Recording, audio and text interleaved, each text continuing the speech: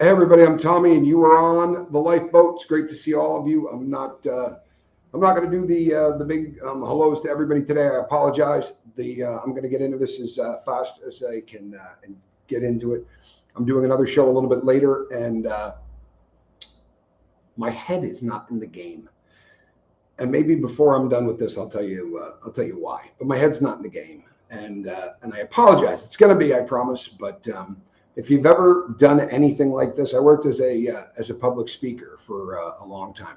And if you got a text message 4 minutes before you went live that said something that was uncomfortable, then your ability to move and do a show gets more difficult to do, because you kind of have to bring in an energy of some kind so that people don't go, oh no, he's having a crap night, and sort of walk out on you. So it's sometimes difficult to pump that energy up if there's things that are working on you. And it's kind of one of those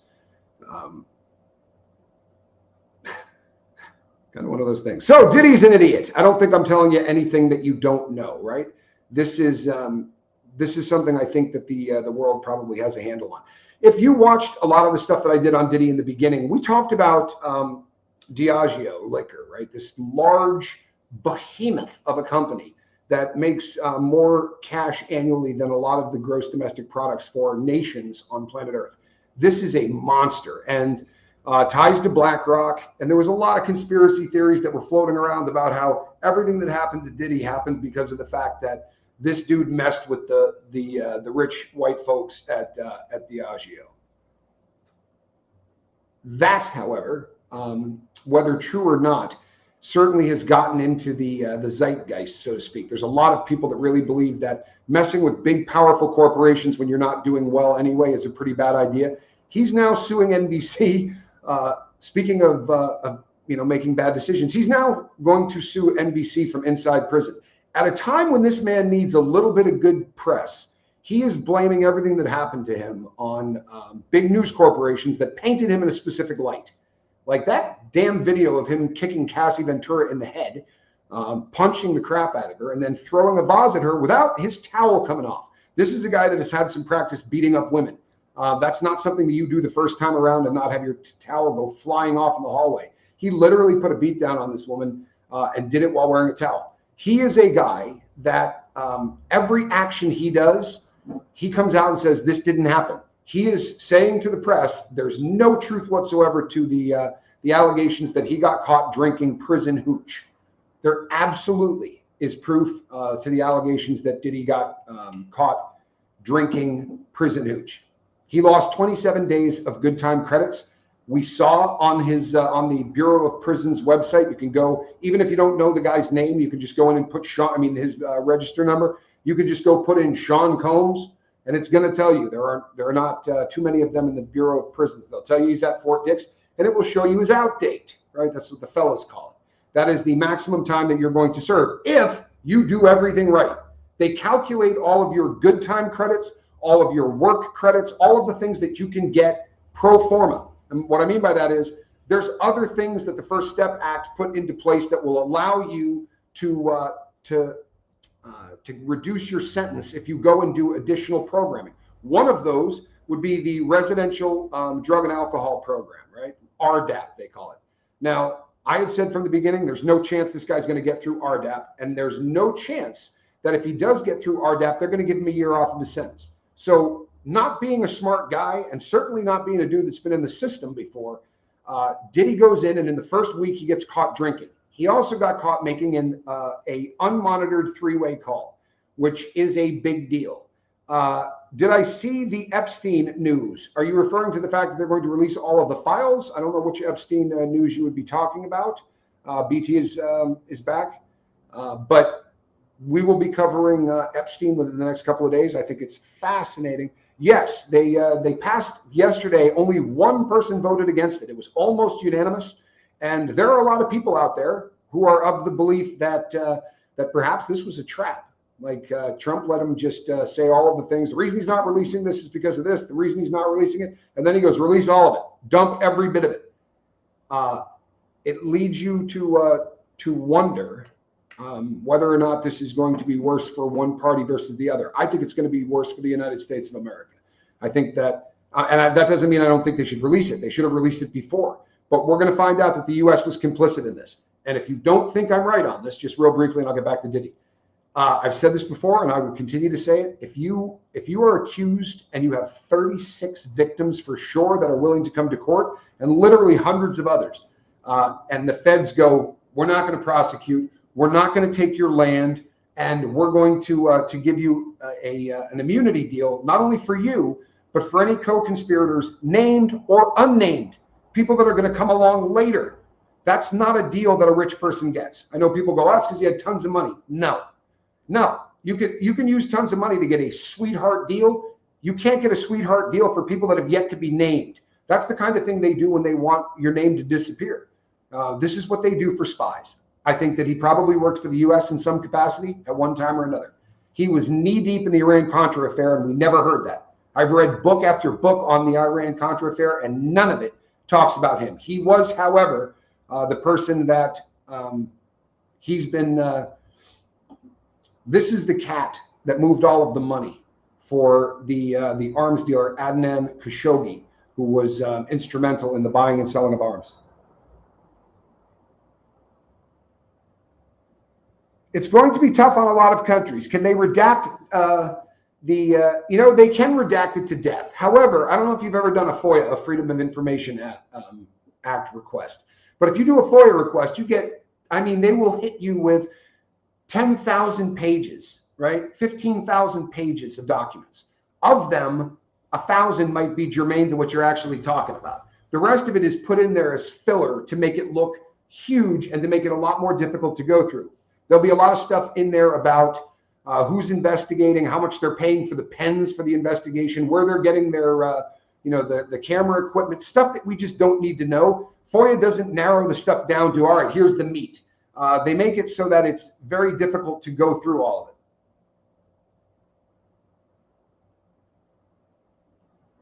Yes, that actually did happen. This is funny. And here's the problem with the Diddy case. We'll get back to Diddy. Remember that during the trial, the cartel tried to sue Diddy. We're taking the drug money out of their hands. That happened. Yeah. A cartel member tried to sue Diddy because of bad press and whatnot. It's actually hysterically funny. Not the issues around it. The issues around it are horrific. But how people took this and ran with it, and it created this circus, right, around Diddy, and it's still happening. Mainstream media is coming out and saying, well, there is technically no proof that he got caught for alcohol or drugs. Talk to anybody that has been in the Bureau of Prisons. I said it before we saw his time get moved back. I said, first offense for alcohol, he's going to lose 27 days. What did he lose? He lost 27 days. Doesn't make me a rocket scientist. It makes me an ex-convict who did a lot of time in the feds. They absolutely take 27 days. It is pro forma almost, right? This is what they do. They can take up to 60. And the reason that they have that in there is because if they come in and you have 3 5-gallon buckets of wine and you're literally creating 15 gallons a week, they can go, oh, hell no, this isn't a guy drinking. This is a guy that's profiting and trying to get a bunch of other people in trouble. We're going to take 2 months of good time. I don't think I ever saw it happen. And I saw guys get caught with drugs and get caught with a pile of them. Somebody gets caught with 30 or 40 strips of Suboxone on a yard where they're charging $300 a piece for them. You think that would be 60 days loss of good time? It is not. 27 was just what they took always on a first offense. So the reason that you hear mainstream media and the reason you hear all these people say, well, we can't verify it. What they mean is they called Fort Dix or they called the Bureau of Prisons and said, hey, we saw that Diddy's date moved. Can you tell us what that write-up was for? No. They will never, ever release information like that to the street.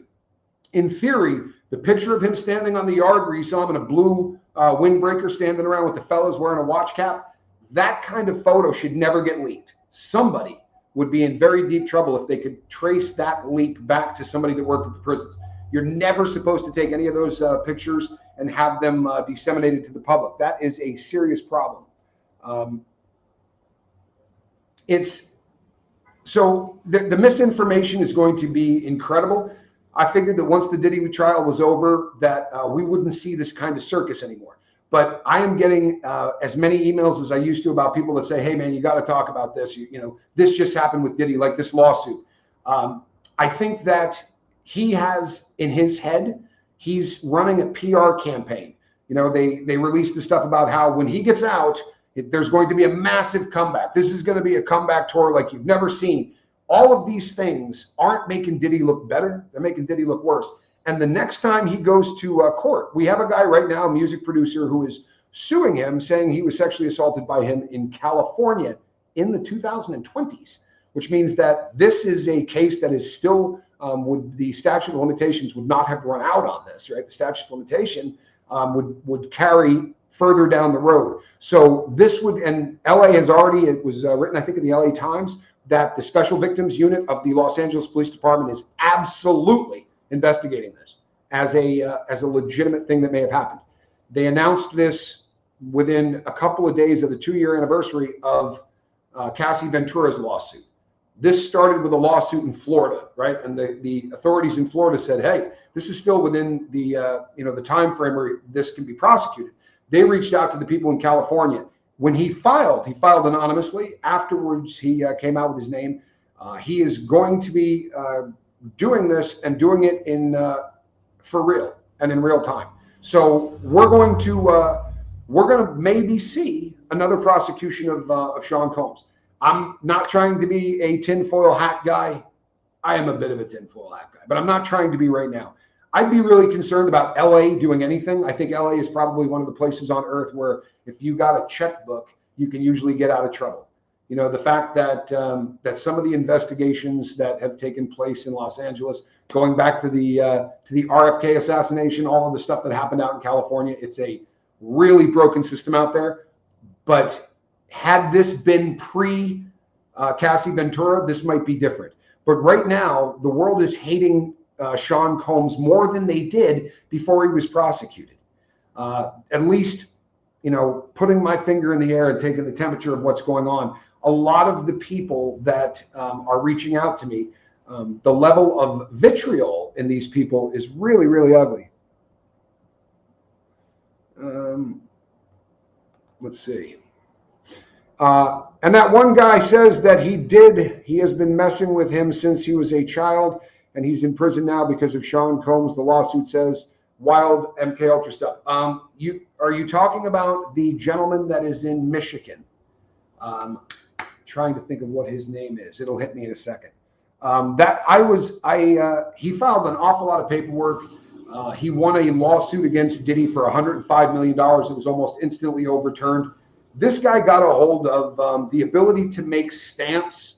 So a lot of the documents that he filed, when you start taking the documents and lining them up next to each other, the dates on these stamps are identical, even though the things may have been filed at a later time. He's using a computer or whatever to put stamps over the top of his stuff. I'm not saying that he's dishonest. He could just be desperate and he's trying to get a message in a bottle out of the prison that he's in. However, he also may just be a con man. I mean, there's a potential that he's just trying to work Diddy and kind of work the system, which is, I mean, it's a reality. Well, here's the thing on this. So Ashley G says, I still don't understand why he didn't get in trouble for the guns without serial numbers. I will say this as well. I don't understand why he didn't. Now, we're not privy to the investigations, and that sometimes is a bummer, right? You'll hear a lot of the conspiracy theorists who are talking about the Charlie Kirk assassination who will say they're not releasing any information. In the beginning, they showed us the video of the kid. They showed him jumping off the roof, going up the stairs. Why did that stop? Well, it stopped because he got arrested. And once somebody is arrested, they hold all of that information in because they don't want to give it to the defense, right? You hand over your discovery after you get it all put into place. And you say, here's what we got. You don't want to do that ahead of time. And the reason is that, in theory, you don't want to taint a jury pool. There's a lot of reasons you don't do it. And you also don't want to give the defense a head start. Sadly, the internet has gotten to the point now where I don't know how you get a jury pool for that kid, the one that shot him, whether or not you believe he did it. How do you get a jury pool that isn't going to be tainted?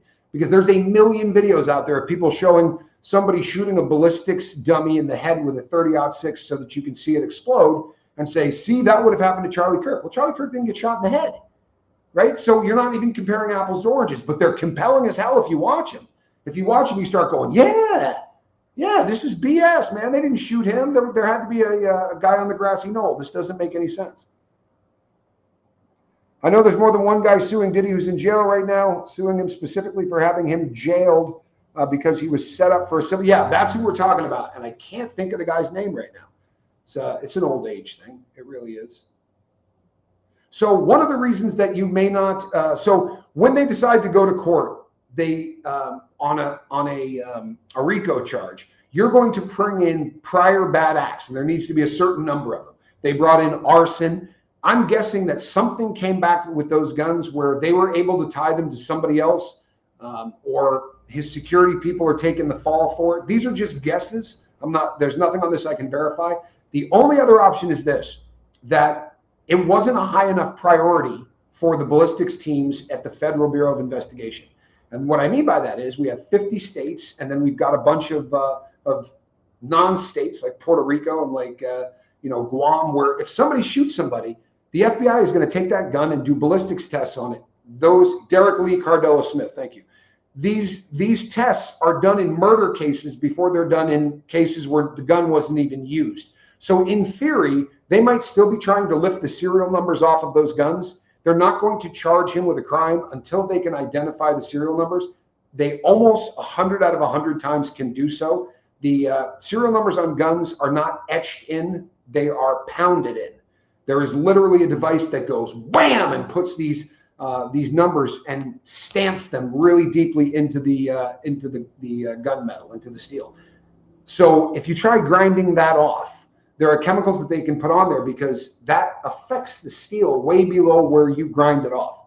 So usually they can use chemicals to bring those numbers back up. Until you can determine whether or not those guns are dirty or not, then they're not going to prosecute because you're missing a golden opportunity. And by dirty or not, I mean they're going to see whether or not these things had ever been reported stolen. They're also going to see whether or not these guns were ever used in a killing. If they are, that's a whole new crap show for whoever owns them. Because you can say, well, I got them from Tony. You better be real specific about who Tony is and when you got the gun from him. Because if not, they're going to do everything they can to put that body on you. They're going to say, well, you had the guns. This dude was dead. We're going to investigate you for those murders. That sometimes, and I did research this, I'm not pulling it out of my backside, they say that can take up to 6 months to a year in normal circumstances. Now, I'm sure that the Southern District of New York could have pushed to get that done faster, but maybe not fast enough to have it ready for the speedy trial that they set. His trial was so fast that if you try to find precedents, the only cases you're ever going to see that were fast-tracked like that were people that screwed up on federal property. It's not really a crime. When I see random lawsuits against the same person popping up with very similar specific allegations, that's when I start paying attention. Wild and scary. Yeah, the Derek Lee Cardello Smith thing is, it's difficult to figure out what's what on that. But if you start to apply critical thinking and you look at the stuff, he makes a lot of accusations. He puts the names of police officers in there that supposedly knew that he had nothing to do with these things. But when you chase down the things that he says, they're difficult to find anywhere else. And what really got me was all of the stamps on all of the things that he was filing. That makes things legitimate in the eyes of the courts. So he did everything right. Here's the seal that says that he had these things served to people on the outside. And the truth is that those seals aren't real. They're stuff that he's manufacturing within the prison system, doing it in the law library, using a computer or using something else. That's kind of a problem for me when you start saying, is this, can you verify this? Hold on one second. Yeah, Tara. Tara says he said things in this lawsuit that most men don't want to say, especially guys in prison. But what you got to realize is this. In the law, before that lawsuit happens, he's in prison for kidnapping and rape, right? Derek Lee Cardello Smith. The term for that kind of stuff, they talk about your prison jacket. That's the stuff that holds all of the stuff that you've done, the crimes you're convicted of, what you did inside, if you ever stabbed somebody, if you ever got in a fist fight, if you ever got caught drinking wine made from apples and Fanta, that would be in there as well. His prison jacket is as filthy as anybody's on earth. He has a really messed up case. There isn't much further he can drop in terms of how the fellas are going to look at him, right? It's a very bad look all the way around. So he has a little bit less to lose. And I think he's probably a bit emboldened by the fact that there was a lot of money issued to him once, right? Oh, I think it was $150 million default judgment. It was a lot of money. And when they chased that one down, he said, well, I served him on such and such a date, and he didn't. The reason that was overturned was not because Diddy's rich. It's because Derek Lee Cardella Smith didn't have Diddy served with paperwork that said that he should show up. The other issue that I have with him, and I want to root for Derek Lee Cardella Smith. I really kind of wanted that story to be true. But when you start to look through it, one of the things that he says is, Diddy visited me in the prison. He said specifically that Diddy came up there to talk to him. That kind of stuff leaves a paper trail, and I can't find it. I can't find anything that says that he went to Michigan and visited this guy. You can't go in there and go, I'm not showing you ID, but I want to go see Derek Lee Cardella Smith. That doesn't work. And, you know, I did a show recently where I was talking about Charles Manson being a Scientologist. You know, I figured all that out. I went back and started looking at his prison records to see what religion he wrote down. I think I'd be able to find it, Tara. I do. Especially because if it's within the last 6 months to a year, you know, it's a little bit more difficult to come across. But I do think that if he had gone out there and visited him in the last 10 years, that it would have shown a paper trail of some sort. But Derek Lee Cardella Smith says a lot of things that then I can't find the paper trail on. He also claims that there is a police officer that will verify everything he said. A police officer hasn't come forward. You know, and here's the other thing that maybe makes me a little bit biased against the dude. And again, I want to believe him. I really do. But one of the problems is that after doing as much time as I did, you see guys that file 15 lawsuits a month. You see guys that get a hold of something and what have you got to lose? Now in the Fed system, it's a little bit different because if you get caught doing a lawsuit that they will consider frivolous, from that point forward, you've got to pay every time you want to do a lawsuit. Now, I don't know the Michigan statute. I don't know whether or not that's something that they do in Michigan.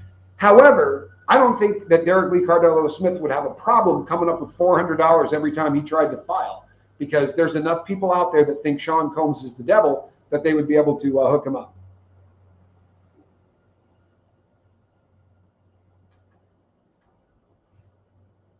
Well, here's the thing. So if you look in and do a little research, there are some organizations that have been researching the prison system in the United States. The reason being, the United States makes up less than 5% of the population of the earth. But if you take everybody that's in prison on the population of the earth, 26% of them are in the United States. So that is a very, that doesn't make a lot of sense. We incarcerate way more people than we should. And in the report, they estimate that 6% of the people that are in prison are in there for something that they didn't do. And I know that people have a hard time wrapping their brain around this, right? Because we don't want to believe that, right? Our judicial system sounds so fantastic, right? It's better that 1,000 guilty men should go free than one innocent man be put in prison. Somebody very famous said that. But the problem is they don't live up to the standards at all. We know of many, many cases. I'll give you one that I know personally. I was on a yard in the federal system, and they said the FBI is here to see you. You can't go talk to people like that without someone else with you. So you either refuse or you say, I'll come with you. I mean, I'll come down and talk to you, but my cellmate's going to come with me. Because the fellas on the yard need to know that you're not in there going, yeah, they're smuggling dope in here, or whatever, trying to get time off your sentence for being a snitch or whatever. So this is what the situation I found myself in. And I went up there with a witness, and I went in, and the guy said to me, he mentioned a bank. And he said, have you ever robbed that bank? I said, you know, when I pled guilty, I had a period of time that they couldn't go back and charge me with banks. It was part of my plea deal, is that if a bank popped up that I did 3 years earlier, I wasn't going to get charged with it. It was one of the reasons that I was pleading guilty. But they said, no, the reason we're asking you this is because there's already somebody in prison for it. So if you can give me details of this bank robbery and you actually did it, then this guy will get out of prison. And I go, he got convicted of this? No, he pled guilty to it. This guy pled guilty to a bank that I robbed. Why? Because he had a criminal record. And the feds come in, they got a 99% conviction rate, and they say, well, come on, dude. You've done this, this, and this. You robbed a liquor store, right? You get out of prison, you're desperate, and a bank gets robbed in your town. You're the same height, you're the same weight. This absolutely could be you. You plead guilty today, we give you 48 months. You don't plead guilty, you take this to trial and lose, and you're looking at 15 years. And the dude went, yeah, I'd rather go to the feds for 4 years than get 15. And he pled guilty to a bank he didn't rob. I was able to give them some details of kind of exactly, like I remembered who the teller was. I mean, at least enough to give them a description. And he did get released. The guy actually sent me a Christmas card in prison of him and his family. It was actually kind of nice. He put $15 on my books. From the look of it, that was a lot of money for that cat. I thought it was a lovely gesture. But there are so many people who plead guilty to crimes that they didn't do. If you have a criminal record and the feds come at you, and it's just going to sound horrific, but your best plan is to take the deal if it's a small one, because you're going to go to prison. It's like saying, well, I'm a baseball player, right? And I'm going to go play the Yankees with my high school team. Because no matter who you hire as an attorney, if you're not dripping in money, you're going to play the all-star team of the best attorneys in the U.S., right? The best attorneys in the U.S. very often, especially prosecutors, are going to end up in the federal system. So you have a dream team with an unlimited budget, and you either get a public defender, right? It's a very stacked system. Anytime you hear that 99 or 98.9 or whatever the hell they give you for a statistic, because it fluctuates some, there's an opportunity there where you go, how does that make any sense? So you don't take anybody you don't arrest anybody that's not guilty. It never happens. Less than 1% of the people that you arrest aren't guilty. Well, maybe that's believable, but they say up to 6%. Now start doing the math, right? If you take all of the different forms of incarceration in the United States, and that would be things like jails, all of the state prisons, all the federal prisons, at any given time, it's in the millions, right? It could be up to 3 million people that are incarcerated. Multiply that by 6%, and you're filling a stadium with people that didn't do anything wrong but are locked up. Or horror stories that I saw. I've talked about this before, but I was talking to a guy. He was sitting in the day room watching movies because that's all he ever did. And he said to me, something really ridiculous. He's like, did you really rob 100 banks? I was like, no, no, not even close. I don't know where you hear these things. I said, what are you in for? Because you don't ask somebody that unless they kind of ask you. And he said, third strike drug law. I got life. And I said, bummer, man. And I was at the time, I was just working in the law library. I was spending a lot of time reading people's cases. And I go, can I take a look at your stuff? I said, I'd keep it between us. He goes, absolutely. He only had 2 strikes. There was no third strike in there. They took a state charge for possession of like 14 grams of weed, like a half an ounce of pot, brick weed, from the 70s, and used that as the first felony. It wasn't a federal offense. It had nothing to do with it. They gave him a 3-strike Fed case and gave him life in prison. And the dude had been down like 28 years. I said, did you appeal this? He said, no, you have a window of time to appeal, right? Derek Chauvin is the guy that put his knee on the neck of, there you go. The riots that broke off and the Black Lives Matter stuff. I can't think of the guy's name because I'm in that mind frame, unfortunately. But the guy that put his knee on his neck got a prison sentence. He appealed it. He lost the appeal. There is no recourse. If they come out with new evidence, George Floyd, thank you. If they come out with new evidence tomorrow, it doesn't matter. He already exhausted the appeal process. You don't get 15 appeals. That's why you see people like I was talking about yesterday with Danny Masterson, who's going to come out and say ineffective counsel. That is one of the Hail Mary ace in the holes. If you can figure out and you can prove that your lawyer sucks, even if it's 20 years after your appeal, you can get a new trial if you can prove that your attorney didn't give you a shot of being found anything but guilty. So when you look at things like the Menendez brothers case, the attorney that represented them has said, I didn't do a good job, right? I really blew that case. That holds a crap load of weight to try to get some people to look at your case again. But the system is broken. The system is really, really badly broken. And what's sad is that if you ever had a chance to look at it from the inside, it is so fundable. It hires so many people. It has so many deals with companies that like the federal prison system makes all of the uniforms for the military. They don't want to lose that. And you got to keep employees in there. And you start going, you know, the prison industrial complex, the things that people talk about. When you go to a prison, you know what guards do at a prison? They guard inmates. They don't do anything else. They guard inmates. So the guys that are working in the kitchen, making all of the food, cleaning up afterwards, doing all that are inmates. The guys that are cutting the clothing to size, hemming pants, doing all of that, working in the laundry, they're all inmates. Now there'll be one guard there to watch everybody and put in anything that needs to be done on the computer. But it is the prison industrial complex at work. They have a vested interest in making sure that the prison population doesn't drop. The amount of people that are employed by the U.S. government who work in the Bureau of Prisons. I mean, there's over 120, I think. They shut a couple down, but over 120 prisons. That's a crap load of people working at every one of those prisons. And at places like special management units or special communication units, it's usually 3 to 1, right? 3 to 1. So anytime they have to transport an inmate or do anything, they need 3 guards to do it. So the number of guards that are working at those places, and the inmates are locked down anyway. It's bizarre. It's like the war on drugs, which isn't winnable, but it's fundable, right? We spend a crap load of money on the war on drugs, and there's probably no end in sight, right? It's now really becoming a war on drugs. It hasn't been in the past, but we have warships off the coast of South America that are shooting drug smuggling boats. This is actually a war on drugs. And I know that a lot of people are up in arms about that because, you know, there are people on those boats that get killed. And my response, of course, is, oh, no. I mean, these are people that are bringing in hundreds of pounds or hundreds of tons of pounds of fentanyl, cocaine, heroin. If they get blasted out of the water and you know, the dope doesn't kill the fish, I don't see that there's a whole lot of bad taking place from that. Feel free to send me an ugly email. I won't read it. So my argument for Diddy being stupid is that just once, if this loser would take responsibility for something that he did, like if he came out and said, yeah, I got here, I had been sober for a long time. It was the first time I had been sober in 25 years. And somebody said, hey man, you want a drink? And I went, crap. Yeah, I'll do that.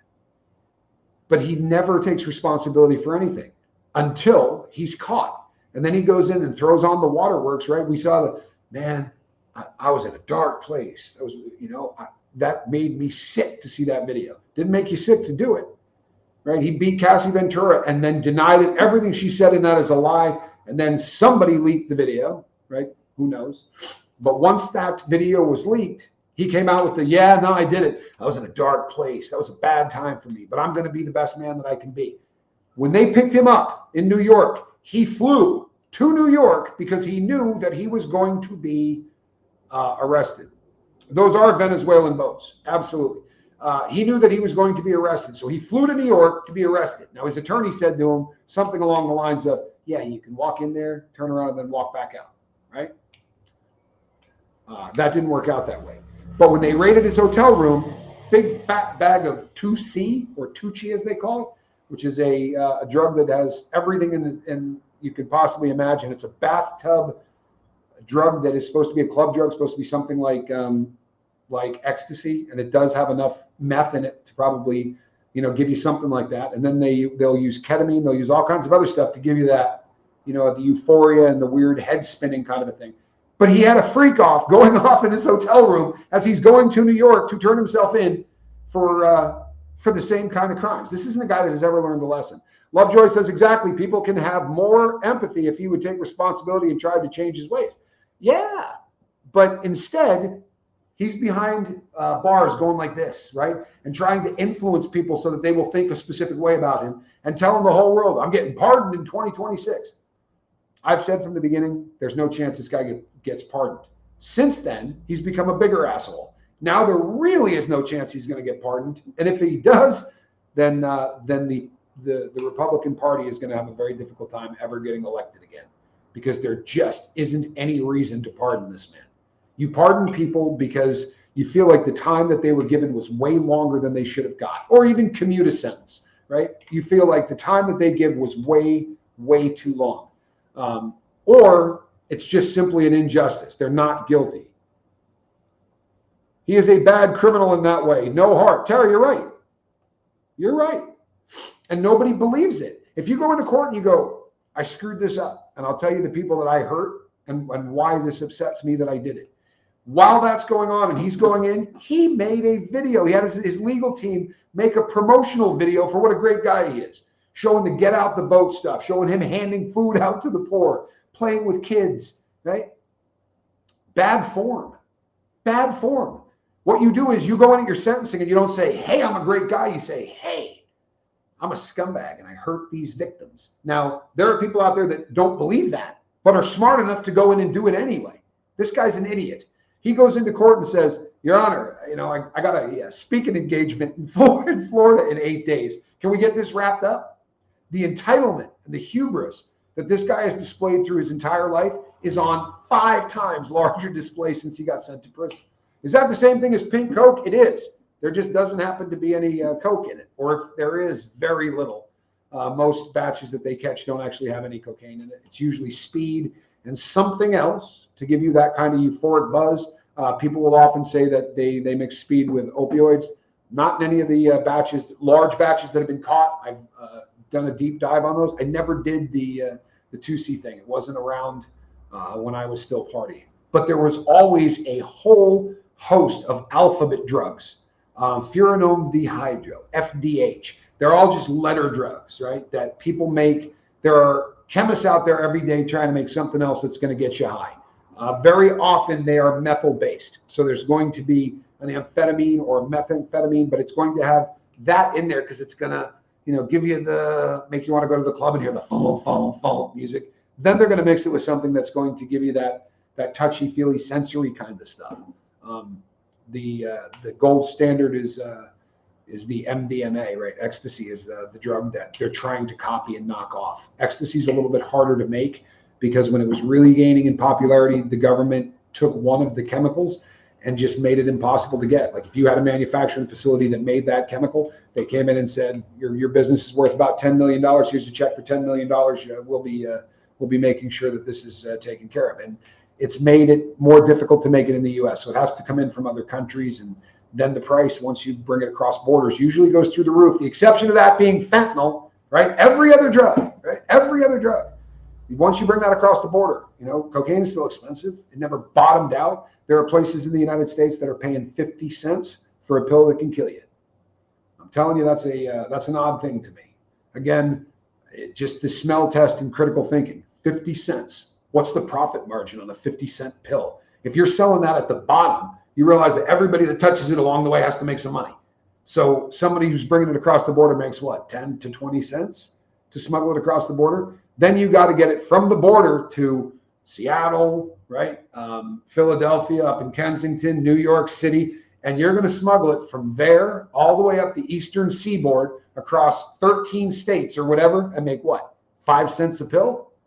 Doesn't seem to be a whole lot of profit margin. Then it's going to get dumped into the hands of a dealer. This is the guy that probably has 20 or 30 people. He's putting weight on, maybe on the front, but he's given a lot of pills to all these people. He needs to get paid. Doesn't make any sense to me. Remind us how many deaths from fentanyl. Well, the opioid epidemic in general is over 1 million. The worst year that we had was 109,000 deaths. And the Center for Disease Control will admit that that could be off by 20%, which is a pretty high number when you're talking about 100,000 deaths, right? Pretty high.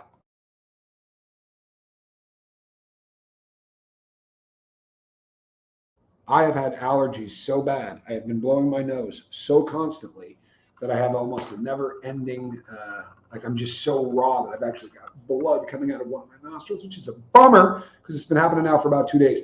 We're looking at a lot of deaths, a lot. And the crazy thing is that if those deaths drop by 4,000 in 1 year, the government starts claiming victory. I realize that if that number goes down, that's a beautiful thing. If we're still up around 90,000 deaths a year, that's pretty ugly. I'll be on Fetty and homeless. They give us phones, though. Yeah. Well, you got to have a phone in order to get the Fetty, right? I don't know what part of the country you're in, but what is one of those bootleg Percocet 30s going for, Nat? Let us know what you're paying for those. And I'm sorry to hear that you're homeless.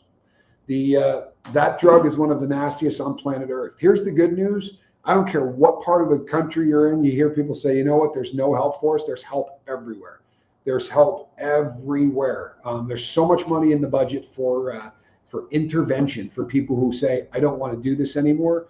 No matter how much fentanyl you're doing, I would look into Sublocade or I would look into Suboxone. It has saved so many people's lives. Kathy says, I don't know how people don't get how bad it is. Well, because we don't talk about it a whole lot, right? I used to do videos and it would say the fentanyl epidemic. You could look at every video I do, right? And it would be 1,000 views, 1,500 views, 2,000 views, 30, right? 300, whatever the case may be.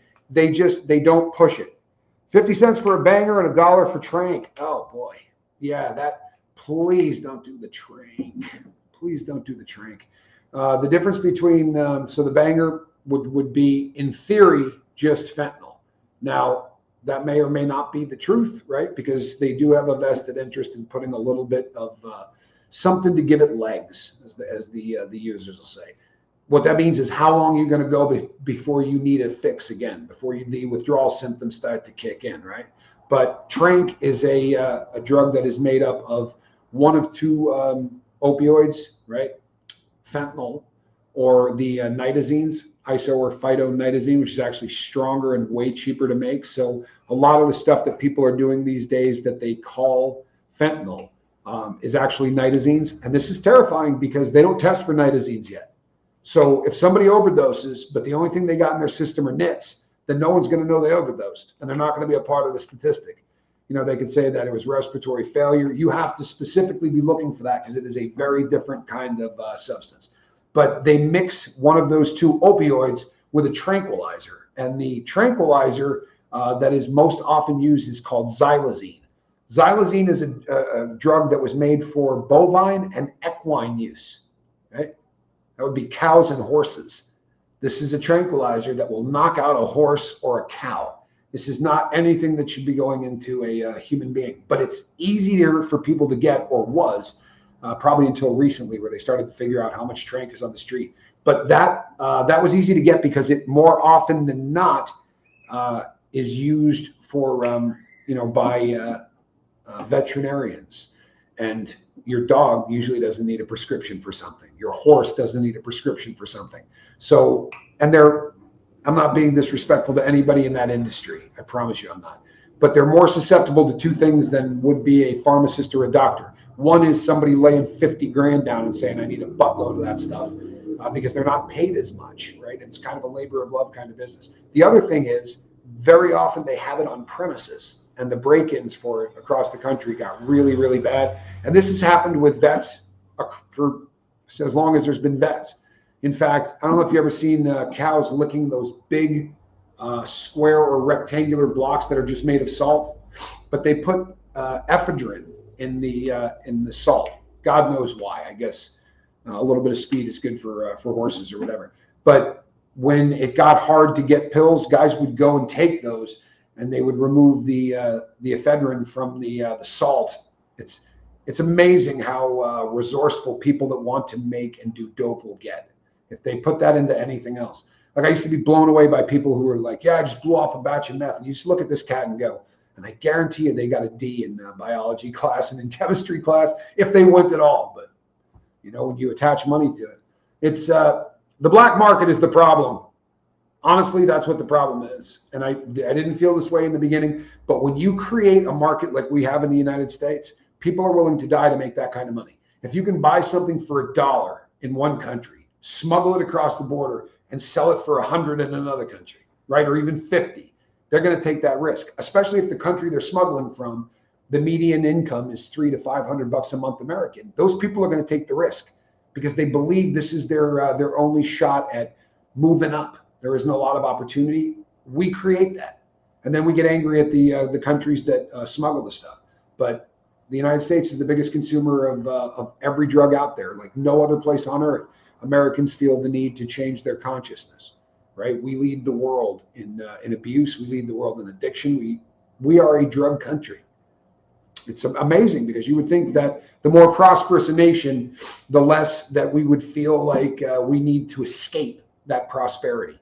But in my opinion, after having left the country and being someplace where you're not trying to keep up with the Joneses and billboards aren't telling you to keep up with the Joneses, you see car ads and there's always a very, very thin woman who's been augmented by the best doctors in the world sitting next to you, so that you, from the first time you see a car ad until the time you're ready to buy a car, you associate a really nice car with having a really good-looking girlfriend.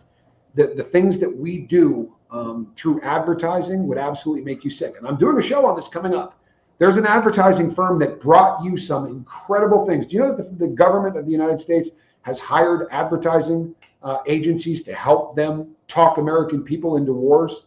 Got a whole show I'm going to be doing on this, but it's a fact. I don't know. Put a 2 in the chat if you remember the horrific stories about the babies in Kuwait, where the Iraqis came in and took over the hospital, and they pulled all of those babies out of the incubators and they played soccer with them and they murdered all of those babies. We heard the heart-wrenching testimony from a 15-year-old girl who appeared before Congress and testified about it. That girl was the ambassador's daughter, the ambassador to Kuwaiti's daughter. She was never in that hospital. That entire thing was cooked up by a firm in New York, and every one of us went, "Get them!" because we're good people, but we're manipulated people. And it's, absolutely not real. The entire thing was fake. And I lived through it. I was angry. And you know what really chaps my backside? I remember praying for the families that lost those kids. I remember, I went to church. Everybody in the church was praying for the families that lost those kids. And it was just all BS. Cooked up by a firm that also did a lot of work for the big tobacco industry when they knew 100% that cigarettes were causing cancer. They put their foot to the floor for another decade and a half before they actually started doing anything about it. And during that time, because all of the reports that had come out, they just wanted people to doubt it.